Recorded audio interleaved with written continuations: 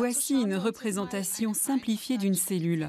On voit les parois cellulaires ici, le noyau et la mitochondrie. Le central. Exactement. Cette mitochondrie produit de l'énergie et lors de cette production, des radicaux libres sont libérés. Ce sont ces billes sombres. Oui, et ceux-ci sont normalement captés par les antioxydants. On le voit bien ici, c'est ce que j'appellerais les balles vertes. Exactement. Lors d'un stress continu, les mitochondries produisent plus d'énergie et plus de radicaux libres. Ensuite, les antioxydants ne suffisent plus et la cellule est endommagée. C'est ce qu'on voit à l'arrière-plan, ça ressemble un peu à une fissure sur une vitre. C'est exact. Dans cette situation, nous ne sommes plus performants, nous ne pouvons plus nous concentrer et nous nous sentons stressés. L'idéal serait d'éviter complètement le stress. Mais cela n'est visiblement pas possible. Donc, que pouvons-nous faire pour lutter contre ces effets négatifs ?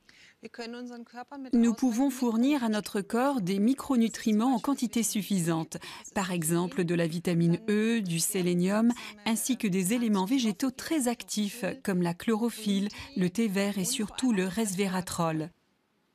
Le resveratrol est en fait une des substances antioxydantes les plus fortes. Par unité de temps, il peut piéger une grande quantité de radicaux libres et ainsi réduire efficacement le stress.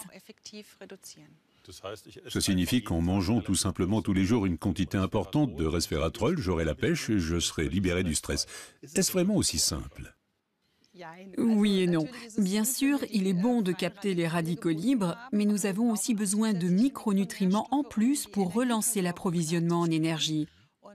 On peut citer les vitamines B, la choline, la L-carnitine, le fer, ainsi que la coenzyme Q10 qui sont particulièrement importants. Ça fait beaucoup de noms. Récapitulons et regardons-les ensemble avec les spectateurs. Donc ici, on voit la Q10 pénétrer dans la cellule, fournisseur important d'énergie parce qu'elle soutient directement la mitochondrie, notre centrale. De plus, il y a des nutriments très importants, comme le fer, entre autres, qui contribuent à assurer le transport de l'oxygène. En ce qui concerne le mental et afin d'augmenter notre capacité de mémorisation et notre psychisme, nous avons besoin de vitamine B et de choline, qui sont importantes pour approvisionner nos cellules nerveuses en sucre. Et si on prend régulièrement un mélange optimal à partir de ces micronutriments, on se sentira mieux dans son corps, mais aussi mieux dans sa tête. On sera plus en forme, on disposera d'une plus grande capacité de concentration et on se sentira moins stressé.